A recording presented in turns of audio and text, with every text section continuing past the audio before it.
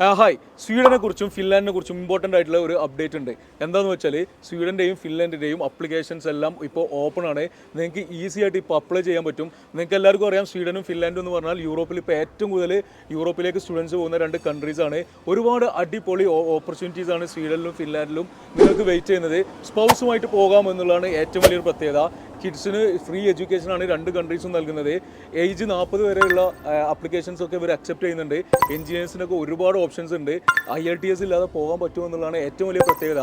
വെറും ഒരു 55% മാർക്കുള്ള ആളുകൾക്കൊക്കെ അപ്ലൈ ചെയ്യാൻ പറ്റുന്ന ഒരുപാട് ഓപ്ഷൻസ് ഈ രണ്ട് കൺട്രീസിലും ഉണ്ട്. ഫിൻലാൻഡിൽ 2 ഇയേഴ്സിൻ്റെ സ്റ്റേ ബാക്ക് ആണ്, പക്ഷേ സ്വീഡനിൽ 1 ഇയർ ആണ്. ആ ഒരു മാറ്റം മാത്രമേ എനിക്ക് പേഴ്സണലി ഫീൽ ചെയ്തിട്ടുള്ളൂ. ഈ രണ്ട് കൺട്രീസിലും മാസ്റ്റേഴ്സ് ഡിഗ്രി വരുന്നത് 2 ഇയേഴ്സ് ആണ്. ഫീ വരുന്നത് 8 lakhs മുതലാണ് ഓരോ വർഷത്തെ ഫീ വരുന്നത്.